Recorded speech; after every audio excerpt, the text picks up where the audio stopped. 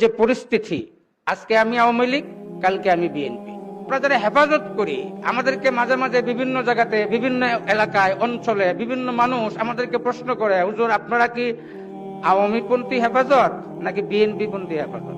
সামান্য 500 টাকা দিলে হাদিয়া, মাত্র 500 টাকা হাদিয়া দিলে আমরা যেখানে মন চাই সেখানে ডাকবে, সেই জায়গাতে যে আমরা উপস্থিত হয়ে যাই। এই পরিস্থিতি যদি আমাদের থাকে, কপাল কিন্তু খারাপ, মাথায় রাখেন। দুনিয়ার যত বড় শক্তি হোক না কেন, সেই শক্তি তো আলেমদের পিছু পিছু ঘোরার কথা ছিল। আজকে আলেমরা কেন তাদের পিছু পিছু ঘুরবে? আলেম ওলামাদের খুব খারাপ একটা সময় আবার আসতেছে। এই সময়টার জন্য আমাদেরকে এখন প্রস্তুতি গ্রহণ করতে হবে। আমরা জেলে ছিলাম যারা, আবার জেলে যাওয়ার জন্য প্রস্তুতি নিতে হবে। কারণ হলো, আমাদের আলেমদের মধ্যে এখন বর্তমান সময়ে আমাদের যে পরিস্থিতি, আজকে আমি আওয়ামী লীগ, কালকে আমি বিএনপি। কথা বুঝেন নাই?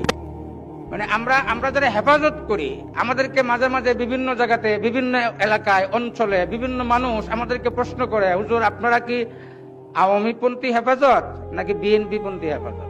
এগুলো আমাদের খুব কষ্ট লাগে, দুঃখ লাগে। আমরা সকলেই বয়ান করি যে আমরা এখানে যারা উপস্থিত হয়েছেন অনেকেই মসজিদের ইমাম, আমিও মসজিদের ইমাম। আমরা বয়ান করি কিসের জন্য? মানুষকে হেদায়েত করার জন্য। সাহাবায়ে কেরামদের আদর্শ মানুষের কাছে বয়ান করি যে সাহাবায়ে কেরামদের ঈমান এমন অবস্থায় ছিল। তাদের অবস্থা কি? মুহাম্মাদুর রাসূলুল্লাহ ওয়াল্লাযীনা মাআহু আশিদ্দাউ আলাল কুফফার। এটা আমরা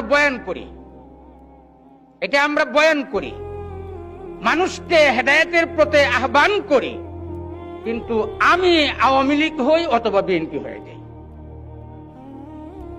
আমার অবস্থাটা কোথায় যাবে?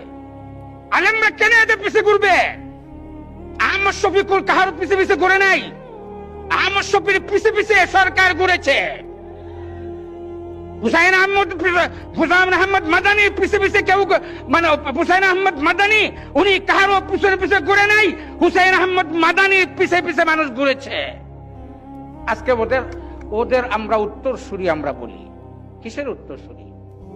সামান্য 500 টাকা দিলে হাদিয়া, মাত্র 500 টাকা হাদিয়া দিলে আমরা যেখানে মন চাই সেখানে ডাকবে, সেই জায়গাতে যে আমরা উপস্থিত হয়ে যাই। এই পরিস্থিতি যদি আমাদের থাকে, কপাল কিন্তু খারাপ, মাথায় রাখেন। কপাল খারাপ। আমরা তামাশা করতেছি, বাংলাদেশের উপরে মাইর আসছে।